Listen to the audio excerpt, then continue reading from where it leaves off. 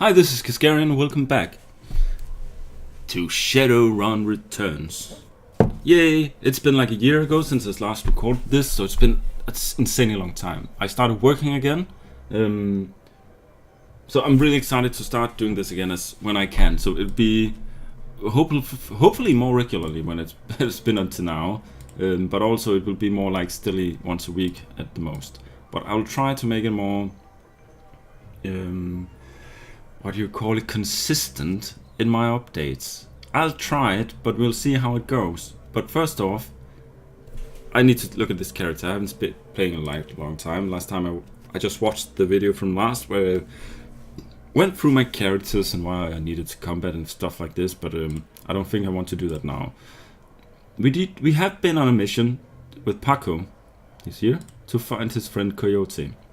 Now the Coyote had a bad time. She ripped off almost her arm. So we need to figure out if she's okay now. I don't know. I don't remember what we did last time, so let's just talk to some of the people. Johnny leans on his seemingly brand new mop and surveying the crowd at the Union. Hey, Johnny, I'm looking for where Cherry took Coyote. The piano is a little out of tune. Need to check it out. Okay, let's do that.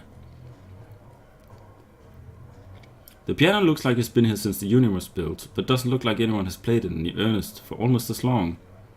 So I'll inspect. The piano seems normal until you notice that it is very rigid. Upon further investigation, it's because the piano is bolted to the wall. A close look at the floor reveals skid marks, indicating that the piano slides to the left. Place chopsticks. Yeah, natural. You should give up Shadowrunning and become a touring pianist. Johnny does not look impressed, though. Gaffc. As you slowly pick the notes out on the keyboard, they spark a faint memory of wonder. Immediately forgotten as the entire piano slides to the left, revealing a hidden staircase, you descend the staircase into the Union safe house. Yay. The entrepreneurial Miss Kabuto has combined everything a runner might need into a one-stop shopping experience. Oh, black market stuff, I didn't get to read it at all. Maybe you can pause the game if you want. I didn't get to read it at all. So let's see. Hello, Doctor. Oh, this is... They have a bar beneath the bar, but that seems like excessive to me. Oh well. Make it quick, I need to operate, Dr. Sarah Castle says. I guess she's a shaman? Thanks for helping me back there. I don't remember, did I give her a voice last time? Anyway, we're just going to read it normally. Look like you could use a hand.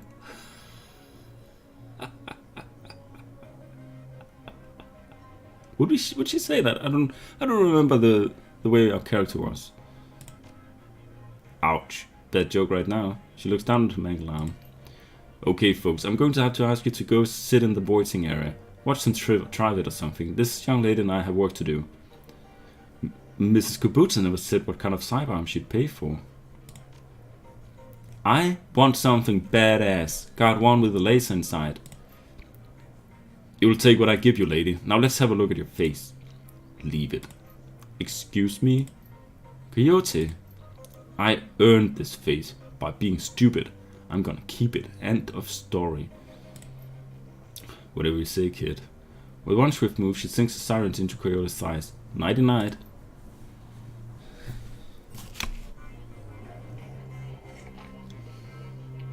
Well, that was quick.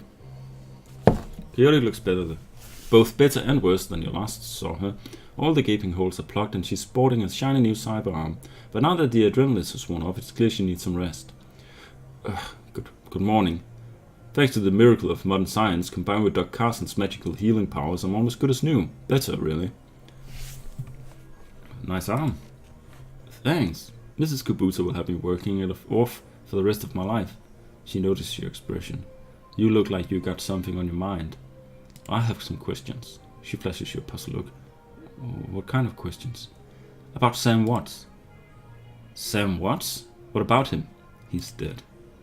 Holy dreck. Sam?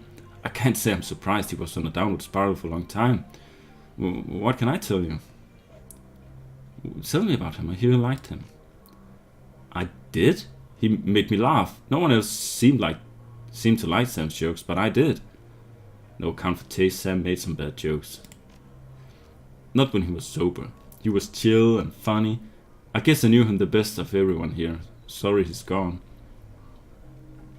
You served in the night he died. What do you remember about that night? I was a pretty average night, regular crowd as I remember. Sam was drinking with a guy named Armitage. Jake Armitage? Yeah, you know him? Met him. He's a charmer too. She bites her lower lip. I like gingers. Anyway, Jake and Sam were having a few. Well, Jake was having a few. Sam was tossing him back, but good. Eventually, he got loud, the way he sometimes did when he mixed drinking and who knows what, and Mrs. Kabuta wanted him ejected. Mr. Clue wasn't around, can't remember why, so she asked Jake to do the honors. Jake dragged him out the back into the alley, and that's the last time I saw Sam. You said he got loud? Do you remember what he was saying? She thinks, standard Sam Drake, how he grew up rich and didn't deserve this, how he hated his mother, how he loved his mother. It was pretty pathetic stuff. Well, did Sam have any enemies? She thinks, enemies? That's hard to say. Sam partied hard, and when he did, he ran his mouth off pretty good. Got his ass kicked on more than one occasion. But no, I don't think he had any enemies. At least none that I'm aware of. But where did he live? On the streets mostly. He'd occasionally convince someone to let him flop on their couch, but he'd always overstay his welcome and get kicked out after a few days. Sometimes I'd sneak him down here so he could crash in one of the bunks. He used one the night before I saw him last. How bad was he drinking? If it was just the drinking, it would have been bad. But Sam wasn't the monogamous type. He'd dabble in everything. Booze, chips, drugs. He loved the nitro, whatever he could get his hands on. It wasn't always like that, but once he got sick, he started using more and more stuff to try and forget about it. He was sick? Dying. Didn't you know? Yeah, everyone could tell. You could just look at him and see he was a walking corpse. It had to be the drinking. Then he disappeared for a while, and one day he came back, all better, looked good even. All better just like that? He said his mom helped him out. Never said how though. Thanks. Now, I need you two to do something for me. What do you need, babe? I need you to talk to Mr. Delilah for me about the Royal Run. He's usually upstairs. Tell him I didn't get the gems. Maybe I can take another run at it when I recover. I will. Didn't we take the gems last time? Oh, Jesus Christ. Anyway, welcome. No bunks. I'm not here to sleep. Deliver the stones to Mr. Delilah. Oh, we did take the stones, right? Where do we see that? Is there somewhere I can see? I'm pretty sure there's somewhere I can... Mission items. Rare stones. Oh, I took the stones. I wondered why I didn't take that, but she doesn't know about it. Yeah, well, okay. The bunk is a mess and reeks of booze. Searching through the sheets, blankets, pillow, you find an old photograph that has been seen a lot of wear. Look at the image in the photo. The picture is of a blonde boy and girl, both about age 14, sitting on a dock on the edge of a lake. They appear to be twins. The boy has his arm tied around the girl's shoulders and is mocking for the camera. The girl is planting a kiss on his cheek while making rabbit ears behind his head with her fingers. Okay, it's the same. Check back photo. Written and known has the word Sam and Jessica at Lake Sammamish State Park, summer 2040. So he has a twin sister. He never told us about that. Interesting. The plot thickens. Oh, this is my... Oh, okay, is this my stash then? So we need to talk to Coyote about the picture then. You're back! I think the highlights of the Wolves game will be on soon. Want to take a load off and watch with me? Does Sam have a sister? Her brow furrows. Yeah, I think he did. He mentioned her once. It didn't sound like they got along that well. The comlink chips in the screen shows the smiling face of Officer Aguirre. If he's smiling, it must be about money. All cops on the take as heavy as you. Yeah, we have our own clubhouse and everything. As per our discussion, I'm informing you of another Ripper murder. The victim worked at NTSB investigation facility down on the docks. You owe me for this. Put me on the tab. You there now? Better get here quick before McCluskey arrives. The image in your PDA dissolves as the call ends. Another Ripper murder? Where? The docks. I gotta go. Okay, listen. I want to help. You dragged me out of the Royale before. Something bad happened. Worse than getting my arm torn off. And Sam was my friend. You head to the docks and I see if I can track down Sam's sister, Jessica. She might be able to help us. Thanks, I appreciate the help. That's so uncharacteristic. Let's see, Dr. Sarah Carson. In Shadowrun circles, the term doctor is often used quite liberally to describe any sawbones with a needle and thread, but in the case of the Union's resident medical expert, nothing could be further from the truth. The safe house boasts a fully equipped medical suite, complete with shamanic fetishes. This is sixth world science, medicine of the highest caliber. The doctor herself is an unassuming sort, perhaps the type to go unnoticed entirely, if not for the sprightly spirits perched on her shoulder like her own personal gargoyle. The spirit's burning eyes follow you constantly, even as the doctor's own eyes are buried in her charts. However, she does look up long enough to acknowledge your approach. I am Dr. Carson. I understand you were instrumental in bringing Coyote back to us. Thank you for that.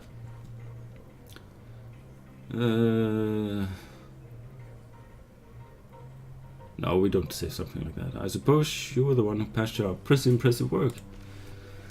Thank you. It's a shame she wouldn't let me repair her face, though. She noticed you eyeballing the facilities. I can tell you're surprised to find a full-service medbay under a dive bar in a slum. Don't be. This is a Shadowrun bar after all.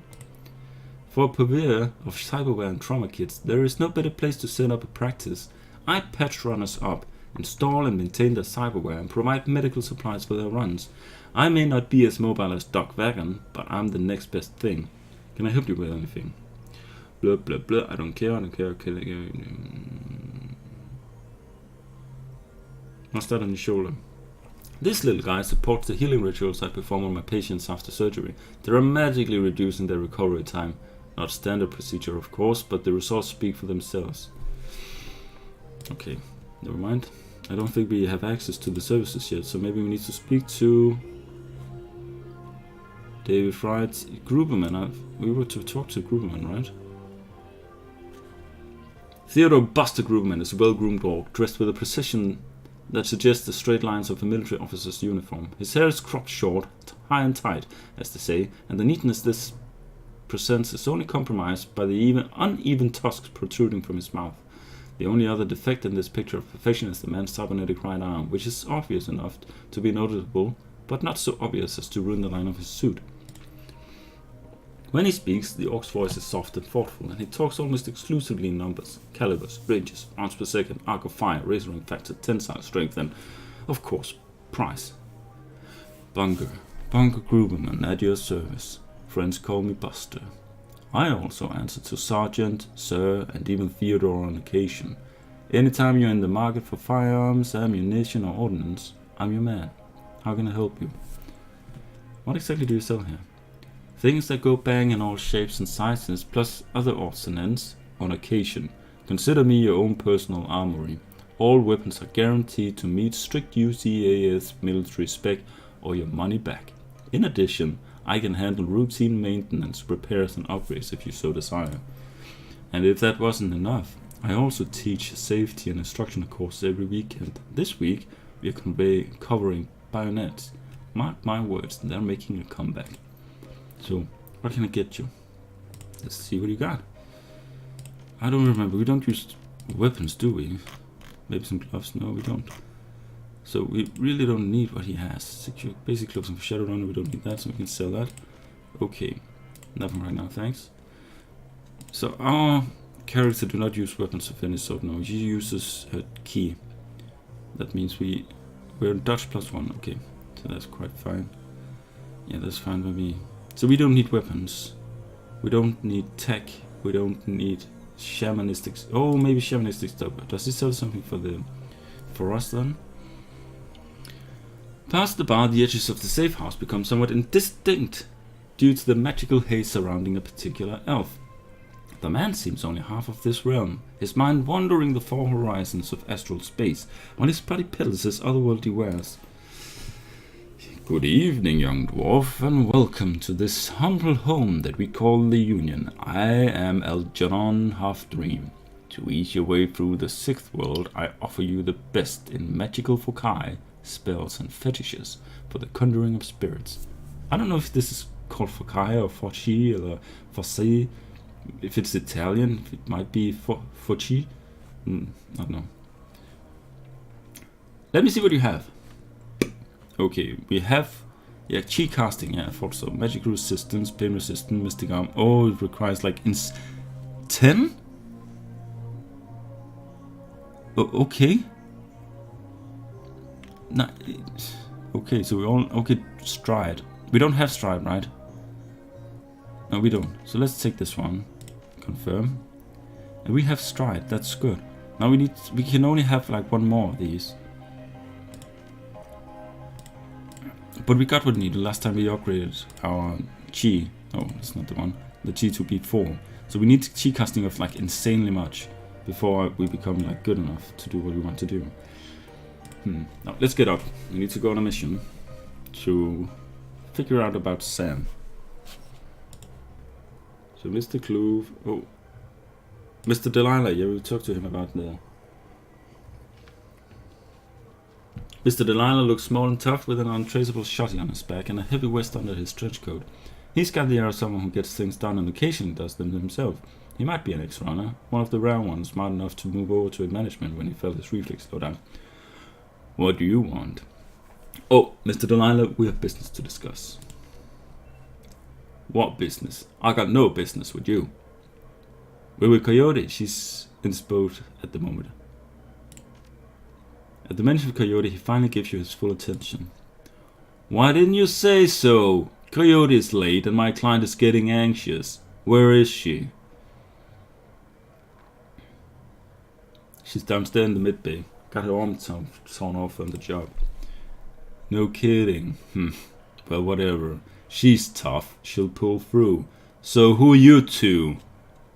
Source. That's Paco. Great, we're all introduced. Now give me my stones.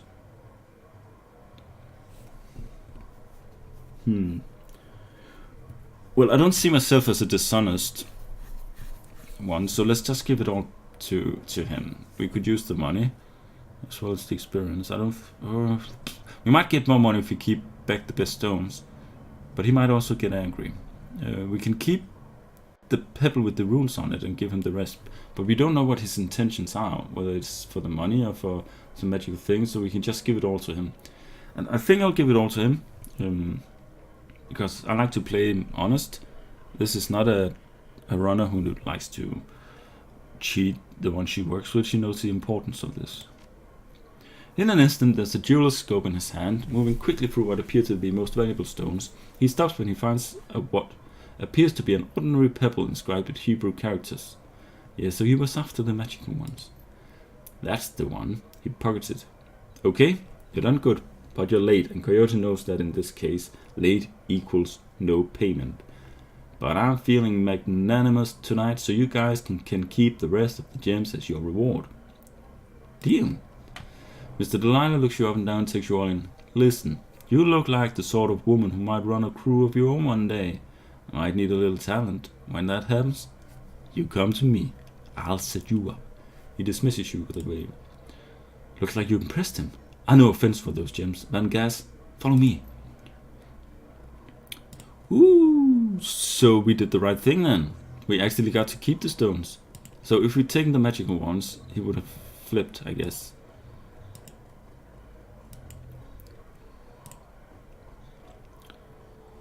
Van Grass is busy talking on his comlink, checking his heads-up display and motioning to a runner standing nearby, all at the same time. He's an intense little man. You get the sense that he likes to look busy. I'm McGrath, make it quick, business good. Talk to me. We need to... No, we don't have any charisma. We need to find some stones. You're the right guy. Stones? I don't know, might be. Let me see him. You hear the servers in Van Grass' cyber eye whir as the magnifying lens slips into position. He bends his head over the stones for 2 seconds. Maybe less. Where'd you get this, Drake? A gumball machine? I'll give you 1,000 for them. Oh. Okay, so this is what I like about these games. That there are many different ways. Like the etiquette thing usually pulls through and stuff like this. And I really like to play a charismatic guy, and I usually do this. Even though I'm making a fighter, I put points in charisma.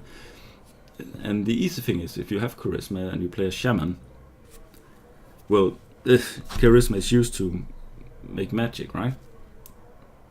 that makes it obvious to take a shaman to play with, but I played with one shaman and didn't like the way she was fighting. It was too hard for me. But charisma is a fun thing. Strength 6, that's a lot. Well, pay me. Done. Give me a crit stick. 1,000, that's all. That's okay. Find defense for remaining stones, complete. So, where to?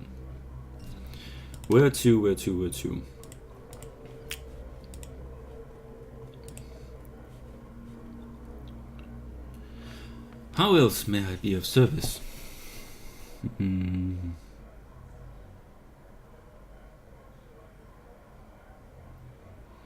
I don't think I'll be needing anything right now. So, we should be leaving, right? Take a cab. Am I on my own right now? Is Packer with me? I don't remember. Oh, never mind. We'll just go. The South Saddle Docks. Leaving the seamstress' union behind, you head to the docks. The Ripper killed Sam, and maybe he or she slipped up with his latest victim. Left some unuseful evidence. Only one way to find out. South Seattle is your typical industrial area. Grit, grime, and grey. The rain doesn't help matters any. Layers of dirt mixed with abandoned wooden pallets, repurposed into makeshift furniture for the day workers. Garbage collects in the gutters of the broken down street. Disreputable is this district's middle name. Your destination, the National Transportation Safety Board warehouse, is located on a small strip of dock towards the less maintained end of the waterfront. Despite the presence of those who linger in such places, it's quiet as you approach the gate.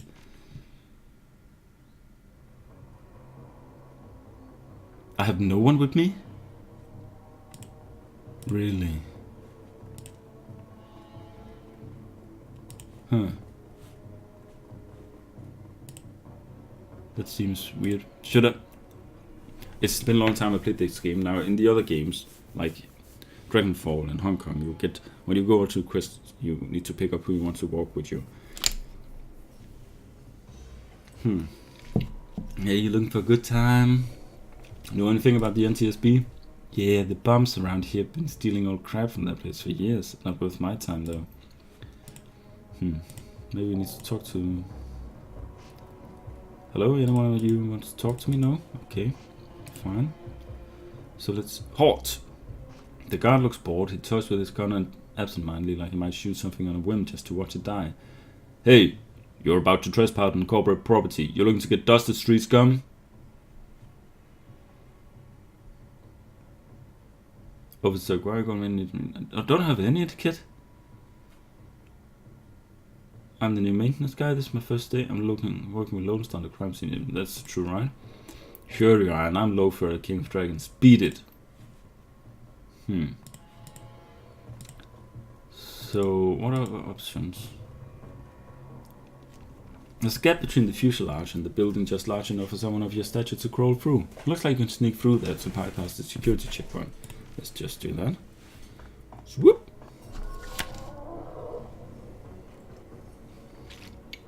I'm a ninja. So I'll just be saving. Because, as I remember, this is actually a half fight. And since I don't have anyone with me, maybe I shouldn't have saved.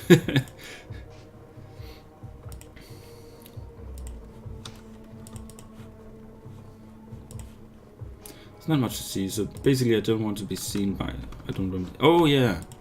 Okay. So I was wondering if I could push a button. Set it to a stash. Phosphorus grenades. Stash. Okay, so we got some things that we can maybe sell. So I'm looking for other things around here that might be useful. I won't get too close to the guard though, because I don't want him to see me. There's not much in the ways of guarding this place, so we'll just go straight in.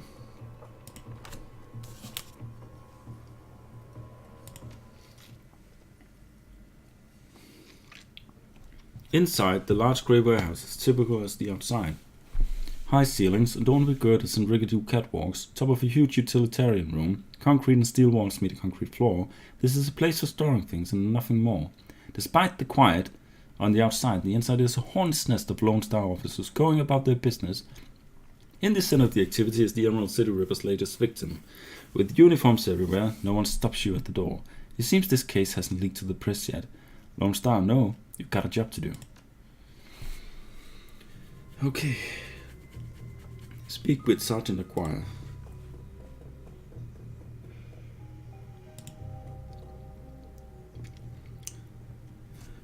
Took your sweet time, didn't you? I'm a busy woman. Who's the corpse? Just a corpse, and one that's not gonna do anything for my career. I can tell you that. I left the computer on in the office over there if you want to see for yourself. The victim worked here at the NTSB warehouse as a black box researcher. The National Transportation Safety Board. This warehouse is used to go over the wreckage from plane crashes to try to determine what happened. The WIC in charge of the highest priority investigation at the moment. We've gone through the victim's computer and his case notes indicate he was telling secrets. Idiot kept records. Huh. That'll get you killed quick. It did. Some runner like you probably often to cover up his corp master's involvement and tried to make it look like a rubber killing. Here's the office key. Check it out for yourself if you want. Oh, that's Dresden. Investigate the murder scene. So we need to go around looking at stuff like this. Maybe we can... Yeah, there are some things in here we need to check up. This appears to be the victim's locker. The door is slightly ajar. Inside you see several of the dead man's personal items. Inspect the toothbrush. The blue toothbrush is still wet from being used. It smells of mint and cigarette. The comb is black plastic and has some wiry grey hair stuck in it. This appears to be the victim's locker. Blah, blah, blah, blah. Now, I know we need to pick up some of these stuff, right? Maybe we need to talk to the shaman first. The researcher's work cyber terminal has been left on, presumed by the Lone Star investigator. Read the notes case 95. Case file number 95. Ferret Boeing jetliner. IDN 2305 corporate owner errors. The plane had severely mechanical issues resulting in a mayday at 3:04 a.m. on June 17, 2053. At 2:45 a.m., the pilot reported that the altimeter was reading in the negative values. 2:49 a.m., the co-pilot takes over the controls as the pilot leaves the cabin to investigate the rear of the plane. The pilot cannot be contacted or located by plane steward. 3:04 a.m., the co-pilot radios in a mayday. 3:12 a.m., the plane crashes into an empty field in western North Dakota. Case file 96, Pratt & Whitney unmanned, IDN 327, corporate owner errors. Summary redacted, time log redacted. The file has been corrupted. The notes that appear on screen pertain the NTSB case file number 6090C, the crash of an Irish jetliner near the UCAS and SIO nation border. The crash is reportedly the result of an equipment failure. Reading further into the investigator's notes, however, you find substantial evidence linking the crash to an experimental Brenraku research initiative. This information could be worth a great deal to the right buyer. Download the research notes to your PDA. I don't know. Oh, Brenraku sounds familiar, but I don't remember what it is. Now let's go talk to Mr. Dresden then. I believe I made him with a Scottish accent, right? Something like that. Doesn't matter. Sauce, I'm surprised to see you here. Let me guess, Officer Guriah tipped you off? Suppose you must have made an impression on him at the market yesterday. Or your critic did at any rate, he chuckles. Anyway, surprise, we got another Ripper victim on your hands.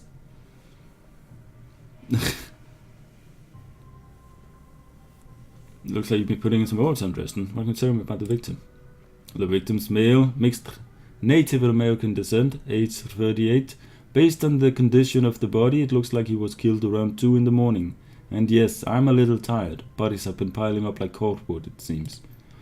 Cause of death, unknown. Several internal organs were removed from this body after death, quite gruesomely. I'm not sure if the killer even knew what they wanted before they started cutting. Not much else to tell yet, really. He does have a lot of pre-existing scar tissue, so he probably had a major surgery at some point in recent history. Unfortunately, with the organs gone, I can't determine the nature of the surgery. Any idea which organ the Ripper was after this time? Well, the killer definitely took the lungs. The more I look at it, though, the other missing organs may just be eviscerated within the chest cavity.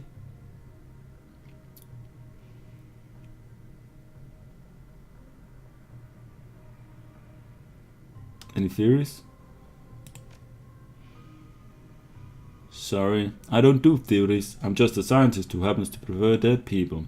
However, while there was massive damage in the chest cavity, I can see that the victim's lungs were transplants, which is interesting, since another victim, his missing heart, was also a transplant. Granted, modern medicine has made organ transplants relatively easy, but it's an odd coincidence. But as a scientist, I just say that. Coincidence. This is only the third body I've personally examined. One of our other branch managers handled the other two. If I find that more of the victims had organ transplants, I'll let you know. Is McCluskey getting any closer to a suspect? McCluskey couldn't find his arse with both hands. Don't tell him I said that though. How's Aguirre doing on the case? Aguirre would love to solve it before McCluskey and get his gold detective shield. Plus, he'd love to see McCluskey soak it in front of his superiors. He's already tried to bribe me to keep information from McCluskey and slip it to him. I'm inspired by their tireless pursuit of justice. Did you take the money? He grins from ear to ear. Do you have any idea how much the job pays these days, ma'am? I don't think Aguirre's office salary is going to do much to deduce me into helping him. Who's that woman over there? No clue. She just showed up. Next of kin, I think. I'm going to take a look. Good luck out there.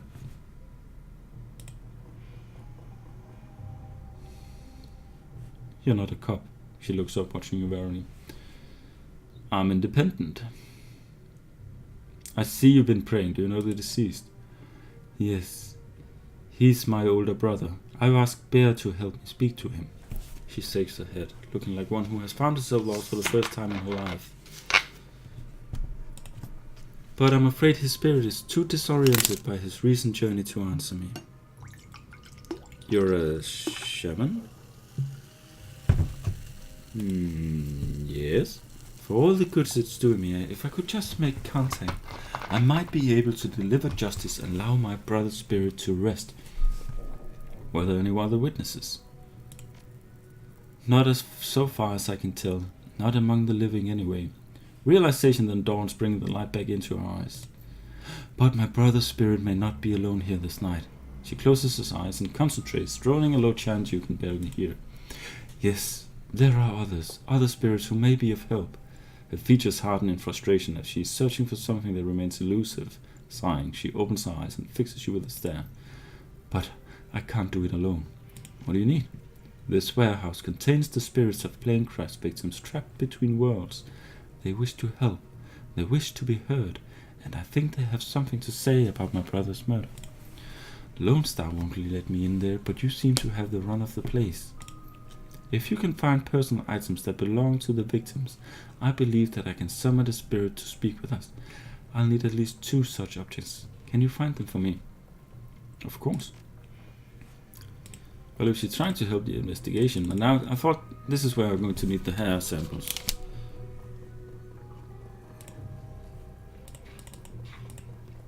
Come on, sauce.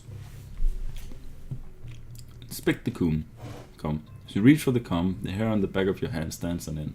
And when you take it off, its little shelf, your hard thumbs in your heart, chest, hard. This must be one of the items the shaman was looking for. You pocket it. Boom. Good. Now we need to go in here. See if we can find more that we can talk to. Now if you play the game as a hacker, obviously more places you can go. But sometimes there are other ways to find things. Like we sneaked inside another way. There's a large pile of old shoes on the ground next to the airplane's seats. They could be discarded luggage, or possibly the shoes worn by the occupants of the plane at the time of the crash. Dig through. Find nothing interesting. Okay. What else is there? Something over here. It's hard to say whether this is a heap of items and refuse recovered from a plane crash, or simply trash that hasn't been taken out yet. A sticky substance of some sort seems to have seeped through the trash pile, and your hands are quickly covered with the stuff. After searching for a minute, you unearth a handful of interesting items. Inspect the earring. Earring is made out of burnished steel, formed into the shape of a small salmon. An intense primal fear washes over you as you touch its surface. This must be one of the items the shaman was looking for. You dented tin lunchbox that's between beds days. You can barely make out the face of a grinning troll in the front. It's surprising the crystal is still functional. You slot it into a PDA and 200 yen, new yen, is added to your account. Ooh. Ooh. Maybe you could come into some of the other rooms as well. No? No, it doesn't seem like it. We can do this now. Maybe we won't be able to at all because it requires us to be different classes. Oh well. Let's see. It feels as though you have found enough objects. Well, here they are. You hand her the objects you found. She closes her eyes and chants over them for a time. When her eyes open again, they're filled with tears. Thank you. These items are all I will need. It shouldn't take me long to... What the hell is this?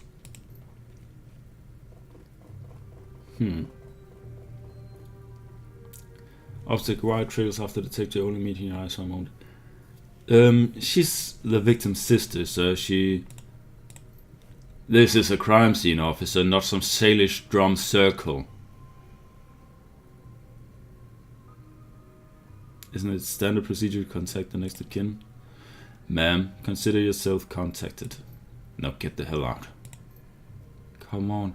If you stay much longer, I'm liable to do something I'd regret. Or worse, something I'd enjoy.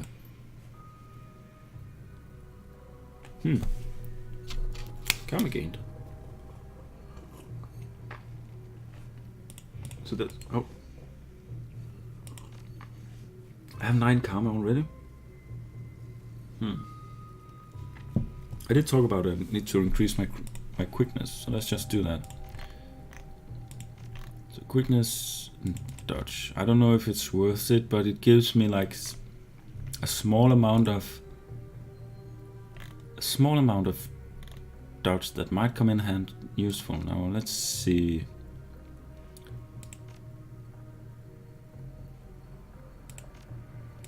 I think we'll need some strength as well, so we'll do like this. The strength of 5 is not bad. Maybe we can use it for some... Yeah, now it's open for other things. That man is an ass. She stares staggered at McCluskey from across the warehouse. But there's no helping it now. I should just be grateful you were able to collect these items before those clots carted everything off. And can we still summon the spirit? Not from here, I'm afraid. Spirits such as these have domains to which they are anchored. We need to get back in there.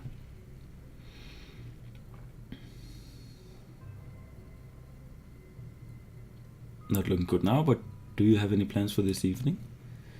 A little breaking and entering, perhaps, under cover of darkness. You sure are for this?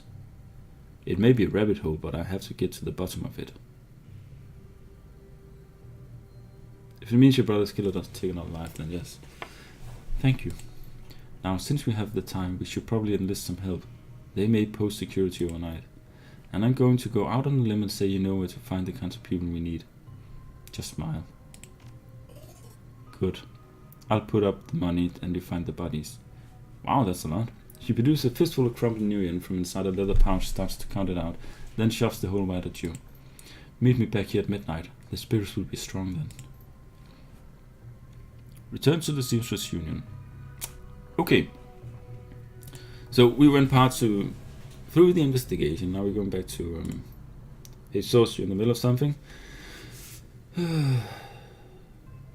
Just getting jerked around by Lone Star, same old. I hear you. I don't know if I ever told you this, but I was born on the Royale. BTL pushes like Stevie J ran the squads. Ran my world when I was growing up. Sounds nasty. It was for all kinds of reasons. I have a cousin, Gino, who's been missing for months. I hit the sprawl about a year ago and immediately fell in with some tweakers, bad guys. They hooked him on high-amp dream chips and started using him for all sorts of drag. I tried to help him, but he pushed me away. Then he disappeared. I've been shooting up BTL labs ever since trying to find him. I'm guessing you have a lead? It's not a lead. Her face lights up. She's running hot, has a serious edge. I know exactly where he is this time. Got an old friend who eyeballed him herself. I'm on my way. Parker's with me, but we could use another hand. You in? I need you right now.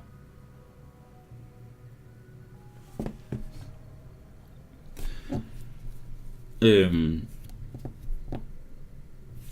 is this a choice? I really want to help her, but the Ripper thing is really important as well. But we should be able to do this first and then do the other thing afterwards. I'm on my way. And you could come. I'll send you the address. See you soon. Coyote's Crusade. So we drop. It's instantly into it. Okay, but we won't be playing it now. I'll be cutting off the video after this. So I'll read this, then I'll cut off the video. In the next video, we will take the Coyote's Crusade. The cluster dilapidated buildings where Coyote told you to meet her appears to be the remnants of a public housing project. The buildings look like a cesspool filled with human debris. You find her standing with Paco on a street corner, eyeing the rooms, the doorways, the windows. Despite his attempts to engage her, Coyote barely says a word as the three of you weave your way through the tenements. She walks purposefully, a new cyber hand flexing upon open and close with each step. It's unclear whether the action is voluntary or not. You circle around the back of a building and Coyote jumps up, grabs the bottom rung of a fire escape ladder and pulls it down. Without a signal, she starts to climb towards the roof. Paco looks at you worriedly and starts up the ladder. Thanks for meeting us, Source. I owe you one. No sweat, I think you can use the backup. Yeah, you never know what sort of firepower to expect in one of these BTL squads. She blinds. Oh, hey listen, I got good news for you. You know Sam's sister Jessica? One of my contacts found her for me while you were on your way here. I called her and asked her to meet you at the union later today. Hope that helps. Good job, thanks. She looks at you, her scarred face soft. Least I can do. Alright, let's get this done. My cousin Gino should be in one of the squads past the door up ahead. I hear there's a whole lab set up in here. From my experience, there's usually a lookout watching for cops outside and a guard at the door inside. Like I said, don't know how much firepower to expect, but these guys are nasty, so stay on guard. I just want to get in, grab Gino and get out. Right behind you, babe. Let's do it. Coyote and Paco was tired. No. Okay. Well, that's it for today. So, I'll be saving the game and then I'll say thank you for watching and goodbye. Oh, is this the one? Oh yeah. Oh, we made two now. Never mind. So we'll be saving this and we'll say thank you for watching. Have a nice day. See ya.